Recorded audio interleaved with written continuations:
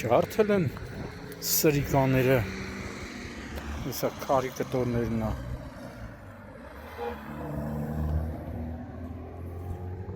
Այստեղ 2025 թվականին զինվորական Ուրալներ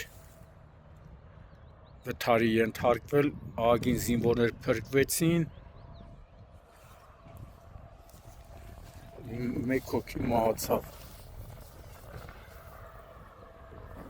Ու իր հիշատակին զինվորները այստեղ դրել էին այս հուշաքարը, են ասա, խփեք կոտրել են էսի, հեսա, սրիկայություն էլի։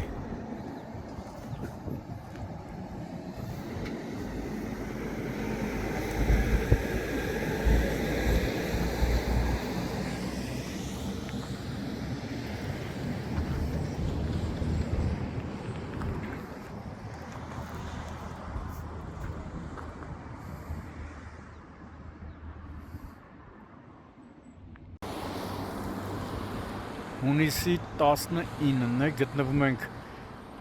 Երևան-Վանաձոր ավտոճանապարհի Սպիտակի ոլորանների կարծեմ երկրորդ հատվածում ենք, որտեղ 2015 թվականին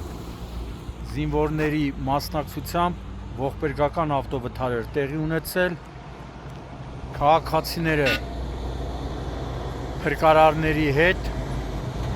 այս ծորը հայտնված զինվորական բեռնատարի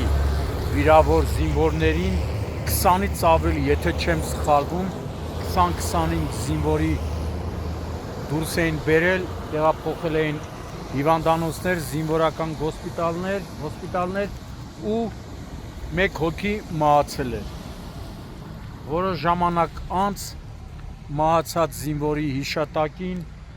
զինակից ընկերները հուշաքար էին տեղադրել ու շատ հաճախ այցելում էին, ծաղիկներ էին խոնարհում, սակայն այսօր չգիտես որ մի կներեք այդ արտահայտությանս համար սրիկայի կամ սրիկաների կողմից վանդալիզմի է ենթարկվել, կոտրել են ծաղկամանը,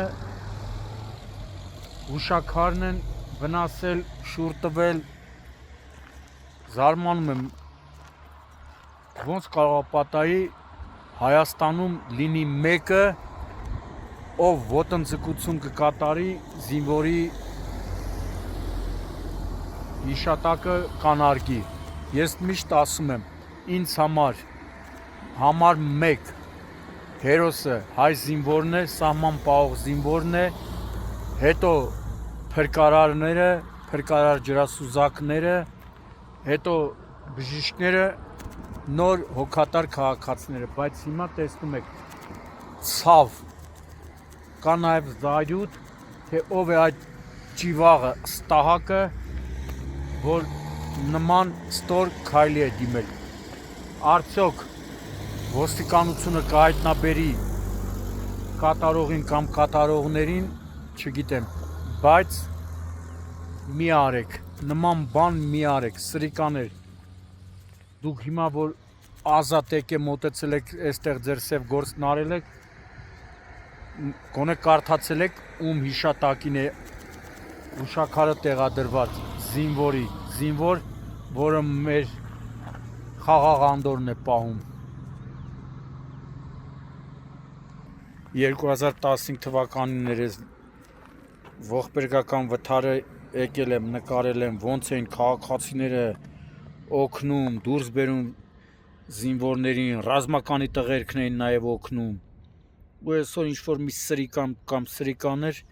իրենց սև գործն են արել։